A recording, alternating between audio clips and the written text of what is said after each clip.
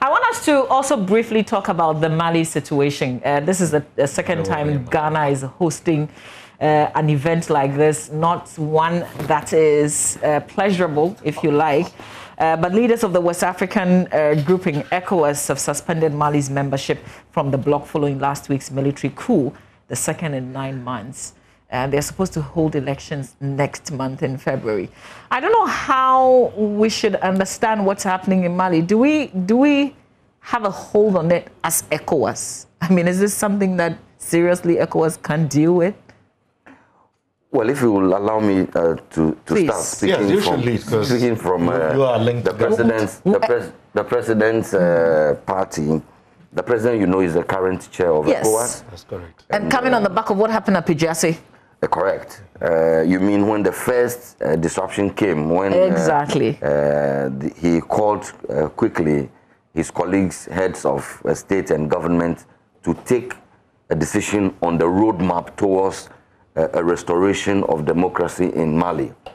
And the junta were a party to the decisions in Pijasi.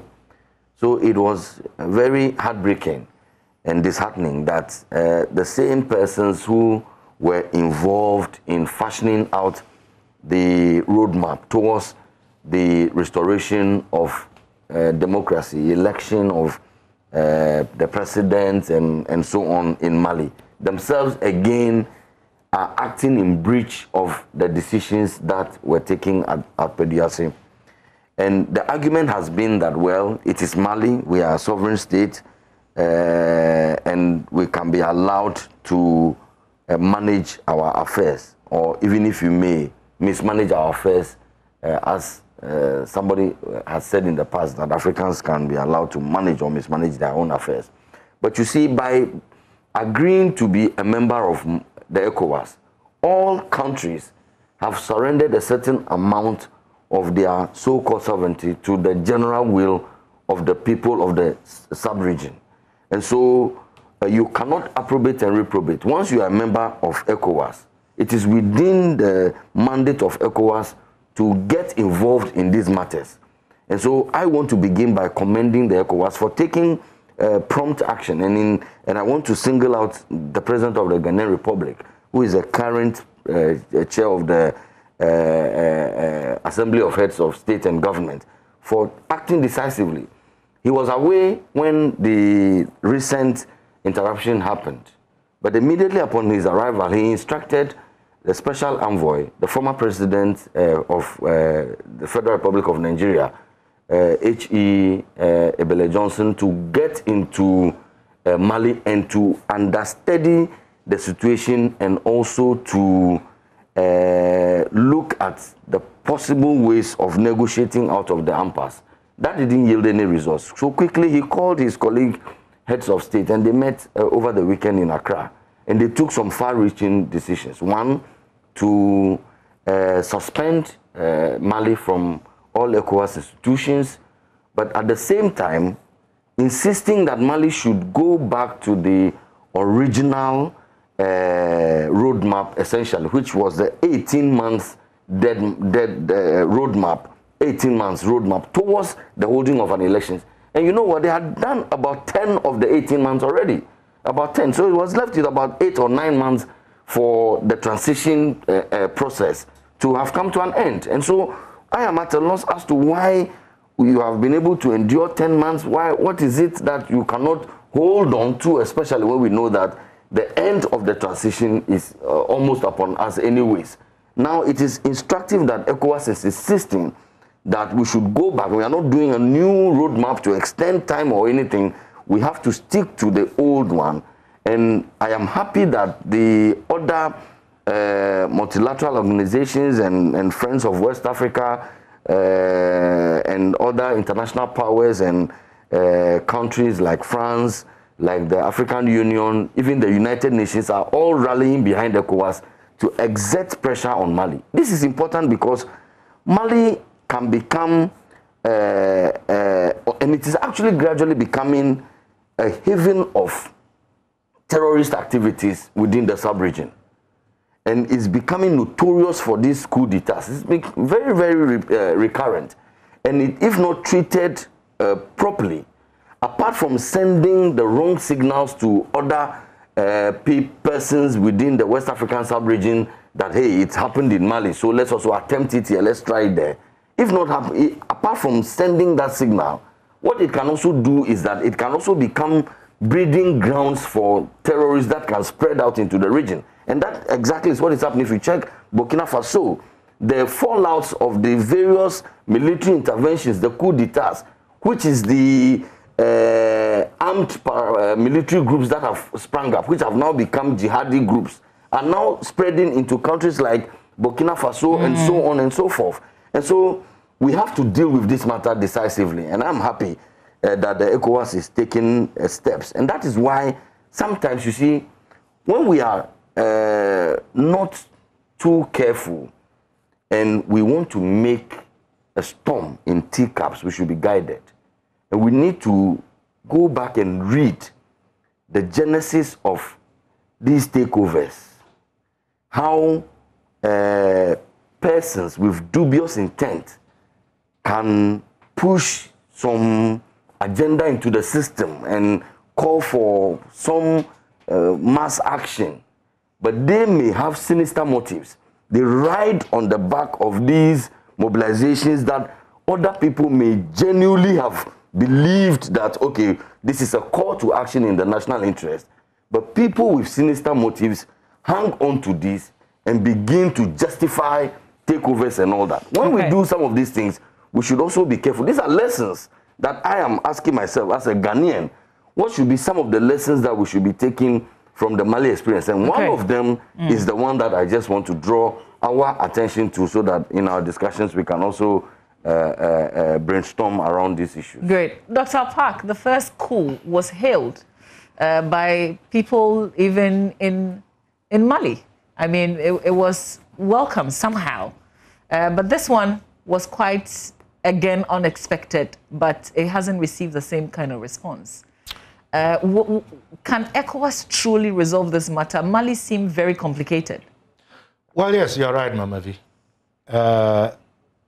Indeed, the Malian situation should present us with some worrisome days and nights. As Pius has rightly alluded to, if you look at the sub-region and what has been happening in the last few years, the rise in, extremist groups, so to speak, jihadists, and whatever you may like to call them, and the potential for destabilizing the entire region is real. So at any time that, a democracy is endangered or is truncated, it should be of concern to all of us. I cannot pretend to know the sentiments of the Malians and how they felt about the previous government, which was overthrown through a coup d'etat and the second coup d'etat by those who perpetrated the earlier coup d'etat anyway. But be as it may, democracy perhaps may not be the best form of governance, but it is the one that we all agree is better compared to other forms of government. Now, I have had a chance to work for a president before.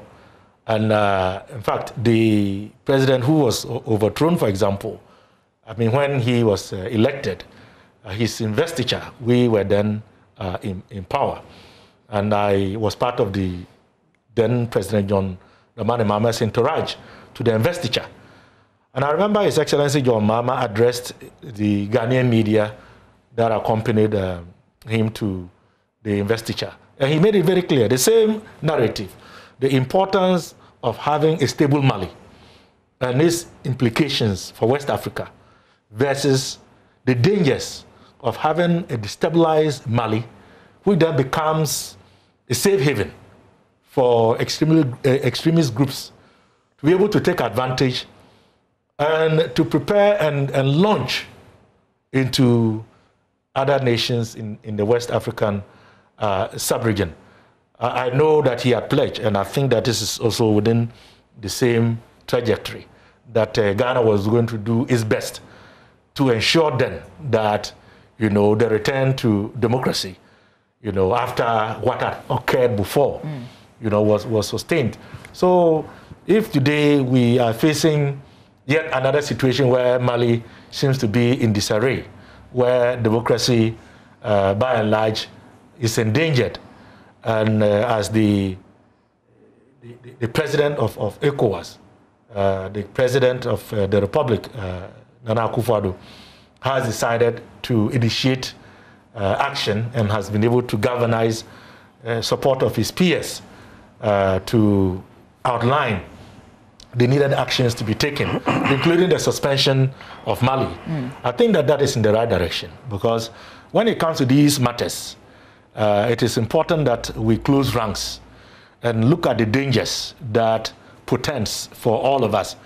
Because, look at it, whether we like it or not, our wishes, our aspirations, our visions, our dreams can never be realized if we don't have peace and tranquility. And given what is going on, Burkina Faso, Nigeria, Mali, and some neighboring countries, we ought to take this matter very seriously and to do our best as part of ECOWAS to try and bring some resolution that would inure to our collective benefit as citizens of the sub-region. And I dare say that democracy is the way to go. There can't be any other way.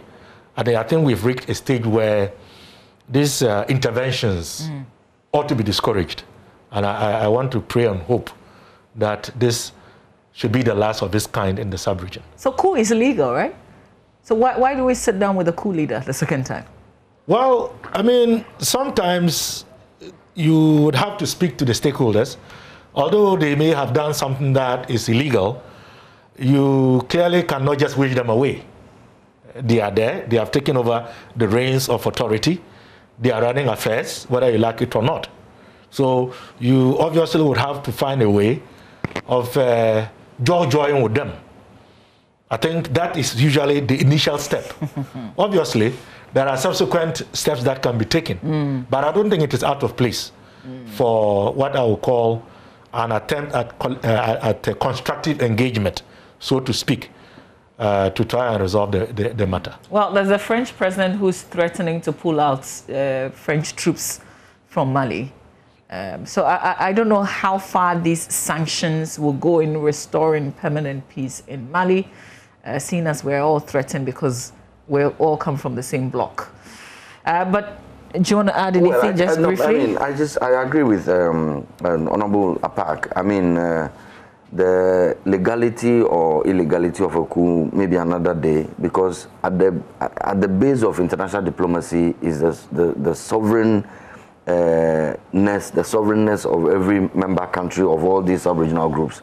And so Mali have their domestic rules and regulations, and at any material moment there cannot be leadership vacuum in any place. However, that power spot is being occupied is another matter, and so you have to engage with whoever is the occupant of that power spot at any time to be able to resolve whatever the challenges within that country is. And that is why sometimes it becomes important that the persons who we accuse of acting in manner not in the interest of their own country sometimes are brought around the table, because if they are not around the table, then how are you even going to get a resolution? Okay. But I also note from the mood of the ECOWAS leaders that this is not the only option at their disposal, but this is the first option. And so let us not take it for granted that, okay, you have been suspended, and so what if I don't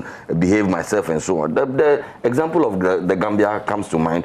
ECOWAS on its own was able to mobilize and force an ECOWAS force, not this time not from America or from France or from any other place, but a force of military was mobilized within the West African sub-region, and Yahya Jammeh was removed from government in the Gambia. If it should come to that, I hope that it doesn't, but these are all the options that are open to the ECOWAS.